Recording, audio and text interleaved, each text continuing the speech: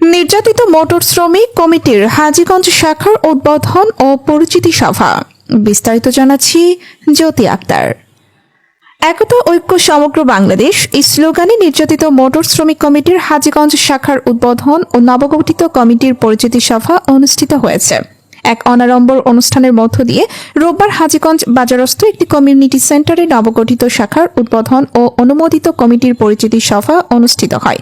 অনুষ্ঠানে প্রধান অতিথি হিসেবে উপস্থিত থেকে চালকদের উদ্দেশ্যে দিক নির্দেশনামূলক বক্তব্য রাখেন কেন্দ্রীয় কমিটির সভাপতি সাজ্জাদ হোসেন মোল্লা।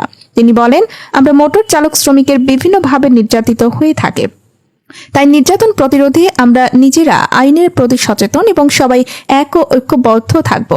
বিশেষ অতিথির বক্তব্য রাখেন কেন্দ্রীয় সহসভাপতি হানিফ হোসেন, শিক্ষা ও গবেষণা বিষয়ক সম্পাদক কবির হোসেন, শ্রম কল্যাণ বিষয়ক সম্পাদক আল আমিন বেপারি। বিশেষ অতিথি হিসাবে আরও বক্তব্য রাখেন কেন্দ্রীয় ঢাকা থেকে আগত নেতা মনির হোসেন, মাহফুজ হোসেন, চাঁদপুর জেলা সভাপতি আমিন পাটোয়ারি, সাধারণ সম্পাদক কলিম উল্লাহ, সাংগঠনিক সম্পাদক পাপ্পু খান, সড়ক ও মহাসড়ক বিষয়ক সম্পাদক টুটুল গাজী।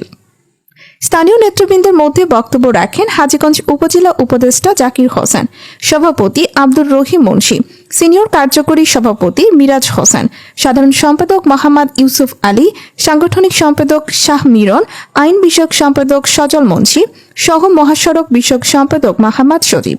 আলোচনার শুরুতেই পবিত্র কোরআন মাজিদ থেকে তেলাওয়াত এবং মোটর শ্রমিকদের কল্যাণ কামনায় দোয়া মাহফিল পরিচালনা করেন হাফিজ মাওলানা জুনাইদ হোসেন বাগদাদি।